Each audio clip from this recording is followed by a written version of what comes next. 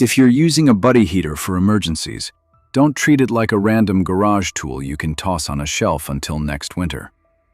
The way you store it in the off-season can dry out seals, let dust and moisture build up inside, and even cause nuisance shutoffs or leaks when you finally need it. In this video, we'll go through the most common storage mistakes and the simple, practical fixes that keep your heater reliable, safe, and ready for the next cold season. Number 1. Leaving the fuel side as is. If you store a buddy heater with the propane cylinder still attached, or you toss it on a shelf without thinking about the valve and seals, that's one of the easiest ways to create problems for next season. The heater's fuel connection relies on a small sealing surface and an O-ring style seal doing its job every time. When it sits for months with a tank hanging off it, the connection can get bumped, the threads can get stressed, and the seal can dry out or deform. Even if nothing fails, you've basically stored the heater in the exact configuration where a tiny issue becomes a leak the moment you try to fire it up again. For emergency preparedness, the whole point is reliability, not "it probably works." A better habit is simple. Disconnect the cylinder for storage. Protect the inlet with the manufacturer's cap if you have it, and store the heater in a way that nothing presses on the control knob or fuel fitting. Also, don't store it with the control knob half-turned or in a position where it can get nudged on. You want the control fully off and not under pressure. If you use hoses, adapters, or quick connect fittings, don't leave them hanging off the heater either. Those extra joints are more places for dirt, corrosion, and seal wear to show up later. For beginner prepping, think of it like this. Anything that has a rubber seal or a precise connection should be stored relaxed, clean, and protected, because time is what turns small wear into a surprise failure. And if you're keeping propane cylinders for a prepper stockpile, store them the safe way. Upright, secured so they can't tip, outside, or in a well-ventilated area that follows local safety rules, away from heat sources and ignition. Keep the heaters separate, keep the fuel separate, and you instantly reduce the chance of next season headaches. Number 2. Stashing it where moisture and grime live. A lot of people store portable heaters in garages, sheds, basements, or utility rooms, and not all of those spaces are equal. The biggest enemies in the off-season are moisture, dust, chemical fumes, and temperature swings. Moisture leads to rust on metal parts and corrosion on electrical contacts. Dust and lint build up in air passages and screens. Chemical fumes matter more than most people realize. Things like gasoline, paint thinner, certain cleaners, or even strong solvents in the same storage space can leave residues that you really don't want anywhere near a combustion appliance. Add temperature swings, and you get condensation forming and disappearing over and over, which is basically a slow-motion corrosion machine. A buddy heater can look fine on the outside and still have issues inside the burner area or around the pilot assembly because it sat in damp air for months. Next season, that shows up as hard starts, uneven flame, weird smells, or the heater shutting down when you need it. The storage fix isn't complicated. Pick a dry, stable spot off the floor where it won't get splashed or exposed to damp air. If your only option is a garage or shed, put the heater into a clean storage tote with a tight lid so dust and fumes are less likely to settle on it. Don't seal it up while it's dirty or sooty. Clean it first, then store it. A small packet of moisture absorber or desiccant in the tote can help if your area is humid, and it's a nice low-effort prepper tip because it protects gear without you thinking about it again. Also, keep it away from anything that can drop debris into it, like shelves with sawdust, insulation fibers, or loose rags. For urban prepping and home preparedness, the goal is the same as any other piece of gear. Store it like it's going to be needed fast, because in an outage, you don't want to start your maintenance project right when everyone's cold. Number 3. Ignoring the tiny stuff that fails first. When a buddy heater doesn't work next season, it's often not some dramatic, broken part. It's usually the small, boring things. Battery corrosion, clogged passages, dusty igniter areas, or a control knob that got bumped and stressed.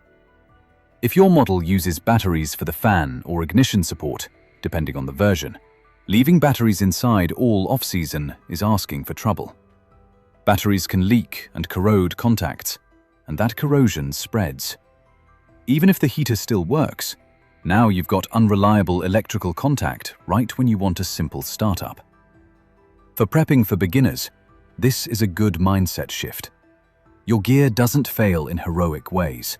It fails in annoying ways. So remove the batteries for storage and keep fresh spares with your emergency supplies in a dry place. If your model uses a piezo igniter, common on many portable propane heaters, it doesn't use batteries to spark, but dust and grime can still affect how consistently it lights, and storage conditions still matter. Another common weak point is the area around the pilot and safety sensor assembly. Many portable propane heaters include safety systems designed to shut the unit down if conditions aren't right. That's a good thing, but it also means dirty storage can cause nuisance shutoffs next season. So instead of storing the heater loose, protect the front and intake areas from lint and debris. Don't toss it in a pile with tarps, rope, or old cloth that sheds fibers, because those fibers get pulled into screens and passages later. If you used the heater during a dusty renovation, or you ran it where pet hair and lint float around, it's worth giving it a careful clean before storage, not months later. Emergency preparedness tips are supposed to make life easier under stress, and small steps like battery removal and clean storage are exactly the kind of low-effort, high-payoff moves that beginner preppers miss at first. Number 4. Putting it away dirty and hoping for the best.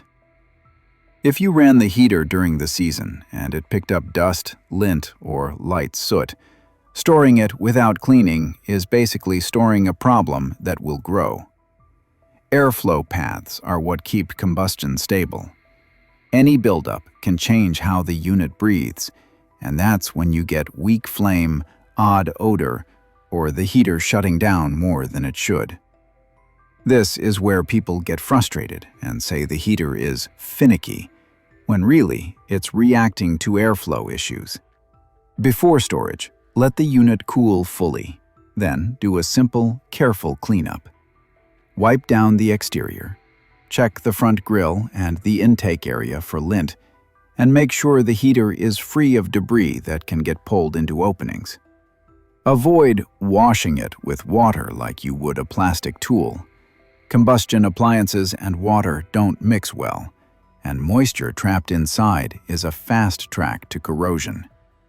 If you want to use air to clear dust, gentle is the rule. Blasting high-pressure air into openings can push debris deeper or disturb small components. You're not trying to rebuild it, you're just removing loose dust and lint so it doesn't sit there all summer. Also, pay attention to any signs that something wasn't burning cleanly. If you ever saw heavy soot or had persistent strong odors, that's not something to ignore and deal with later. That's a check the manual and inspect before next use situation. Because a heater that burns dirty isn't just inconvenient, it can be unsafe. In the prepping and emergency preparedness world, safe heat matters as much as heat. A carbon monoxide detector in your gear setup is a smart layer of protection, and it's worth testing your detector and replacing batteries on schedule so you're not guessing during an outage. Clean storage plus basic safety checks keeps your setup dependable, which is what a prepper stockpile is supposed to support. Number 5. Letting insects and rodents move in. This one surprises people, but it's extremely common. When a heater sits for months, especially in garages, sheds, basements, or cabins, small insects can get into openings and build nests, and rodents can bring in bedding material. You don't need a huge nest for it to cause a problem. A little blockage in an air passage can change the air-fuel mix enough to make the heater act weird or shut down. Next season, you're standing there thinking the heater must be broken when it's really just obstructed. This is why storing it open on a shelf can be a bad idea. The better move is to store it sealed from pests. That can mean putting it back in its original box, putting it in a tote with a lid, or using a dedicated gear bin that you only use for clean equipment. If your storage tote isn't airtight, that's still fine. You're mostly trying to block easy access and keep dust out. Another good habit is to keep the user manual with the heater in the same bin. In a stressful moment, you don't want to search online or guess which knob position is correct or what a blinking indicator means, especially if your power and internet are out. For beginner prepper setups, this is a simple system. Heater in a tote, manual in the tote, spare parts like igniter-related items or approved accessories in a small bag inside the tote, and a note card that reminds you to do a quick inspection before first use each season. That's not overkill. That's how you turn a piece of gear into a dependable part of your home preparedness plan. And if you use the heater with any approved accessories like hoses, filters, or regulators, store those parts clean and capped too, because pests and dust don't just attack the heater body. They get into everything. Number 6. Skipping the "before you trust it" check. The biggest regret people have next season isn't that the heater looks a little dusty.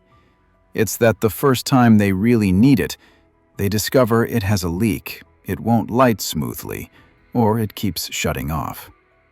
The fix is to treat seasonal storage like a cycle. Store it clean and protected. Then do a quick recommission check before it becomes your emergency plan again. That check doesn't have to be complicated, but it should be consistent. Inspect the heater for rust, debris, and anything that looks out of place. Check the fuel connection area for wear, and make sure any seals or fittings look clean and undamaged. When you reconnect fuel for the season, follow the manual and do a basic leak check using a simple soap and water solution on the connections so you can spot bubbles. And if you see any sign of leakage, stop and address it before operating. Do your first test run in a safe, appropriate place with good ventilation and with your safety gear in place, like a working carbon monoxide detector and any other protections recommended by the manufacturer. If your plan involves using portable heat during outages, it's also smart to pair that plan with ventilation awareness and clear rules for your household, because safe operation matters more than squeezing out a little extra warmth. For prepping and survival prepping for beginners, this is the part that separates "I own the item" from "I'm actually prepared." Gear that sits untested is just stored stuff. Gear that's stored correctly and checked on schedule is a real emergency preparedness tool. If you build the habit of doing a quick inspection at the start of the cold season, and you store the heater protected during the warm season, you avoid the classic problem where everything fails at once. Dead batteries, clogged passages, corroded contacts, and questionable seals, all showing up on the same night. Keep it clean, keep it dry, keep it protected from pests. Keep fuel stored correctly, and keep your first seasonal test controlled and safe, and you'll have a buddy heater setup that behaves like reliable preparedness gear instead of a last-minute gamble.